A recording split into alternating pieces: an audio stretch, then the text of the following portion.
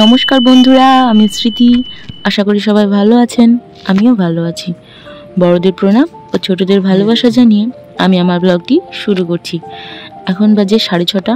তো 6:30টায় ধরো ছাদে চলে এসেছি। আর ছাদে এসেই যা করছে দেখতেই পাচ্ছ, জল দিচ্ছে। আর তোমরা তো জানোই ও ছোট থেকে এইভাবে জল দিতে ভালোবাসে, আর আমিও কিছু বলি না। তো 6টার সময় ঘুম থেকে উঠে গিয়েছিলাম। তো তারপরে ঘুরে এসে ধরো 7টা সাড়ে 7টা নাগাদ ঘুমিয়েছি, দিয়ে একদম 9:30টায় উঠেছি। তো উঠে রান্নাঘরে চলে এসেছি। রান্নাঘরের যাবতীয় কাজকর্ম তো রাত্রেই সেরে ফেলি। তো তারপরেও যেটুকু থাকে তো সেটুকু সকালে করি। কি বলতো, রাত্রে খাওয়া দাওয়ার পর যে কটা বাসন থাকে তো সেই কটাই থাকে, বাকি ধরো সব ধুয়েই ফেলি। ওইদিকে রান্নাঘরে ধরো ভাত চাপিয়ে দিলাম। তো বেলা হয়েছে, খিদেও পেয়েছে। তো ভাত ওদিকে হচ্ছে, আর এদিকে ধরো আমি কাজেও লেগে পড়েছি। জামা কাপড় কয়েকটা ছিল, তো সেইগুলো ধরো ভিজিয়ে দিয়েছি। আর বাকি ছিল ঘর মোছা, তো সেটাও করে নেব। আজকে ওর বাবা নেই, তো দেখি কখন আসবে। তো আমি আর আমার ছেলে এক তরকারি ভাত করে খেয়ে নেবো ভেবেছি।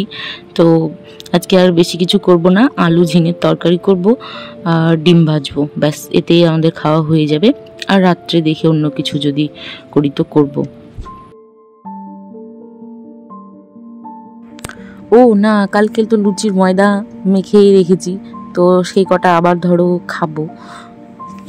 কালকে অল্প করেছি আর আজকেও ধরো করব। তো সেগুলো তোমাদের সাথে শেয়ার করব, দেখতে থাকো আর ভিডিওটা একদম স্কিপ করবে না, আমার পাশেই থেকো কেমন। এদিকে তরকারি ধিমে তালে আঁচে বসিয়ে দিয়ে আমি চললাম বাসন ধুতে। আর কয়েকটা বাসন ছিল, তো সেগুলো ধরো ধুয়ে নিব, কেননা রাত্রে খাওয়ার পরে বাসনগুলো আর ধুতে ইচ্ছে করে না। তো সেইগুলোই থাকে শুধু পড়ে, বাকি সবই ধরো ধুয়ে মুছে বেরিয়ে আসি রান্নাঘর থেকে 11:30 নাগাদ। আমার প্রত্যেক দিন এইরকমই ধরো হয়, যে তারপরে ধরো খেয়ে দিয়ে শুয়ে পড়ি আর বাসন কটা নিয়ে গিয়ে আবার সেই বেসিনে রেখে দিই। তো এদিকে ধরো আমার বাসন ধোয়া কমপ্লিট, এদিকে চলে এসেছি বিছানাটা গুছোতে। কেননা ওই যে আমার পুচোটা একদম মানে এলোপাথারি করে রেখেছে, যতই গুছিয়ে রাখি না কেন। হ্যাঁ জানি আমার বিছানায় তেমন কিছু থাকে না, কিন্তু যে যতটুকু মানে গুছিয়ে রাখা ততটুকু রাখি, আর ও সেই তো একই কাজ করবে। তো সেজন্য আর ভালো লাগে না গুছিয়ে পাছিয়ে রাখতে। এলোপাথারি একবার দুবার গুছাই দিয়ে বাকি পড়েই থাকে। আর বিছানায় শুই না, তো সব সময় ধরো মেঝেতেই ধরো বসে থাকা, শোয়া এইসবই করি। আর যা গরম পড়েছে তাতে আর বিছানায় পিঠ ঠেকাতে ইচ্ছেই করে না। বারান্দাটা মোছা বাকি ছিল, ভেবেছিলাম স্নানের আগে মুছবো, তো যেই ভাবা সেই কাজ। এটা বারান্দাটা মুছে নিয়ে তারপরে ধরো স্নানে নামবো, কাচাকুচো করে একদম উঠে আসবো আবার। তো তার আগে দেখি ওইদিকে তরকারি মনে হয় আমার লেগে গেল। তো চলো দেখে আসি। এই যে আমার তরকারি লাগেনি, তরকারিটা হয়েই এসেছে। তো তরকারিটা নামিয়ে রেখে ডিমটাও ভেজে নেব। তরকারিটা ধরো ঝিঙে আলু এই পেঁয়াজ লঙ্কা এসব দিয়ে হালকা মতো করে করেছি। আর আজকে আর বেশি রিচ খাবার করব না সেই কারণে। আর আমার ভিডিওটা এখন কে কে দেখছো সেটা তো আমি জানতে পারছি না, তো সেই কারণে আমি তোমাদের বলছি যে অবশ্যই একটা লাইক কিংবা কমেন্ট করে অবশ্যই জানিয়ে দিও যে তুমি আমার ভিডিওটা দেখছো, কিংবা ভুল ত্রুটি যাই হোক আমার ভিডিওতে অবশ্যই ধরিয়ে দিও, বা কতটা ভালো কিংবা কতটা খারাপ করছি সেটাও তোমরা জানিও। জানি তেমনটা খুব হয়তো ভালো করতে পারছি না, তো তারপরেও ধরো চেষ্টা করছি। তারপরে তোমরা যদি ভুলটা ধরিয়ে দাও তো নিজের ভুলটা শুধরে নেওয়ার চেষ্টা করব। এই যা। আর এইদিকে দেখো আমার ডিম ভাজাও রেডি। আর আজকে না অমলেট বানাইনি, আজকে একটু ভুরভুরে টাইপে বানিয়েছি। এইভাবেই ডিম ভাজা খেতে আমি বেশি পছন্দ করি আর ভালোও লাগে। কেন জানি না, অমলেট করলে ভেতরে একটু মানে কেমন গন্ধ গন্ধ ভাব লাগে আমার, তো সেই জন্য অমলেটের থেকে আমি এটাই ভেজে মানে ভালোবাসি খেতে। তো এইদিকে ধরো ভাত নিয়েও বসে পড়বো খেতে। খিদেও পেয়েছে, তোমাদেরকে একটু আগে বললামই। এখন 11:30 12টা বাজে। তো ধরো ডিম ভাজা আর এই আলু ঝিঙের তরকারি দিয়ে আজকে ভাত খেয়ে নেব। আর ভাতটা দেখো মধ্যে দিয়ে ফেটে গিয়েছে, দেখতে ভালো লাগছে না, ওই জন্য একটা লঙ্কাও সাজিয়ে দিলাম।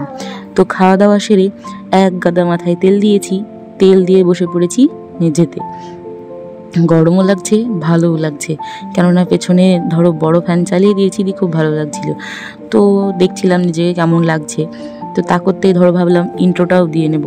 তো এই দিকে আমার ছেলে চলে এসেছে আমার কাছে, এসেই ধরো বুঝতেই পারছো ইন্ট্রো দেওয়ার সময়তেই ও ধরো চলে আসবে। আর এই যে পেছনে আবার এতভাবে ওকে চেষ্টা করলাম সরিয়ে রাখার, কিন্তু না, ও সেই চলেই আসলো আমার মাঝে। আর ও ইন্ট্রো দেওয়ার সময়তেই এরকমটাই করে প্রায় সময়তে। আমি অনেক সাবধানে ইন্ট্রো দেওয়ার চেষ্টা করি, তারপরেও ধরো ও সেই চলেই আসবে। ওর খুব ভালো লাগে আসতে। এই যে জিপ টিপ বের করে বসে তখনই কেমন লাগে।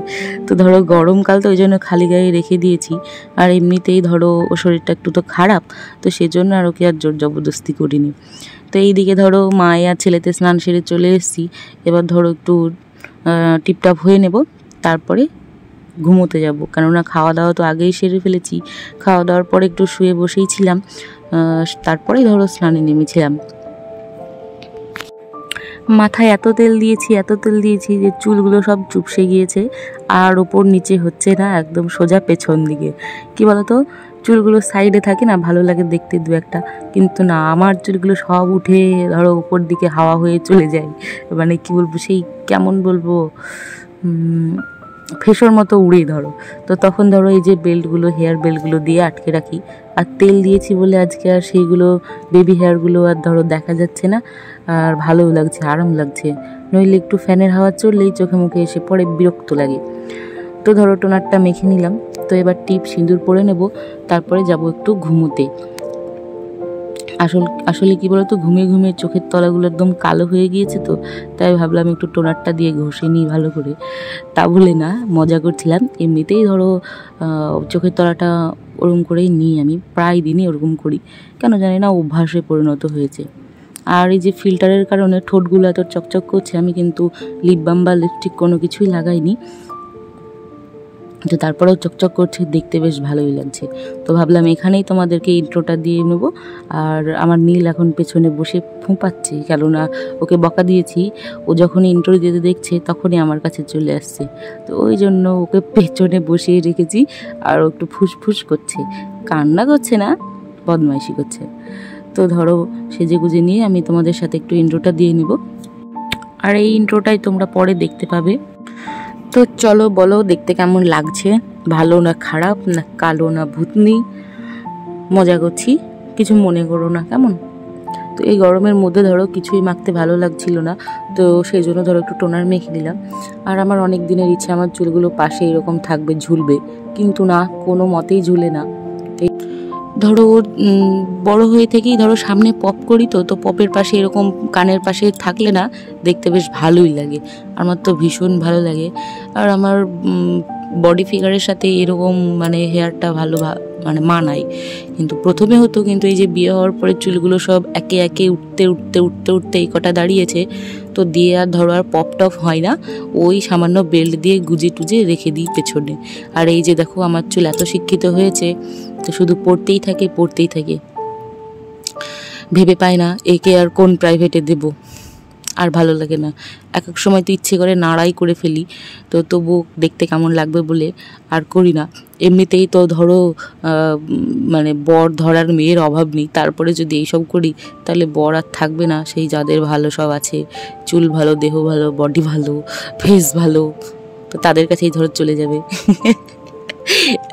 মজা করলাম, কেউ কিছু মনে করো না কিন্তু। তো যাই হোক, আমার অল্প কটা চুল নিয়েই আমি সন্তুষ্ট। আমার বেশি চুলের কোনো দিনই দরকার ছিল না, আমার যত উঠে যায় ততই ভালো, মাথা আমার পুরো ফাঁকা হয়ে যাক। ওহ, আরাম পাবো যেন এই গরমে। আমার চুল শুধু দরকার ধরো শীতকালে।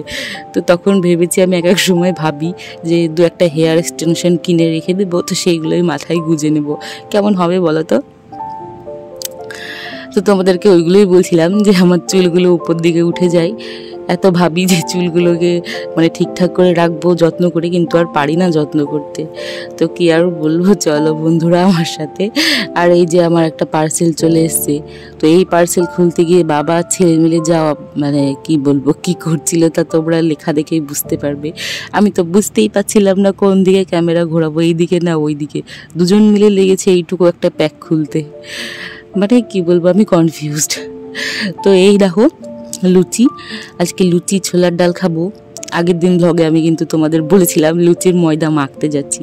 তো ধরো ময়দা টয়দা মেখে লুচিও করে ফেলেছি, কিন্তু আর ভিডিওটা দেওয়া হয়নি, তাই ভাবলাম আজকেই দিয়ে দিই। আর লুচি আর ছোলার ডাল খেতে যা লাগছিল না, সেই লেভেলের টেস্ট লাগছিল। আর লুচিগুলো দুমদাম করে ফুলছিল, হেভি লাগছিল। যখন ছোট ছিলাম না, তখন মা এরকম লুচি ভাজলে সঙ্গে সঙ্গেই ধরো 5-6টা খেয়ে নিতাম। কিন্তু এখন কি হয় বলো তো, ওই ভেজে ভেজে সব লাস্টে তারপরে খাই, তখন আর সেই লুচির মুচমুচে ভাবটা আর থাকে না, তখন আর তেমন ভালোও লাগে না। তো এই যে আমার আজকে লুচি ছোলার ডাল তরকারি, তো আশা করি তোমাদের ভালোই লাগবে। ঝাড় দেওয়া, ঘর মোছা, রান্না করা, স্নান করা, কাপড় চোপড় কাচা সব কিছু হয়ে গিয়েছে, রাত্রের খাবার দাবারও রেডি। তো চলো বন্ধুরা, আজকের ভিডিওটা আমার এই পর্যন্তই। যদি ভালো লাগে তো অবশ্যই একটি লাইক কমেন্ট শেয়ার করো, আর ভালো না লাগলেও কিন্তু পাশে দেখো, কেমন? তো চলো, ভালো থেকো সবাই, আবার নেক্সট টাইম দেখা হবে, টাটা।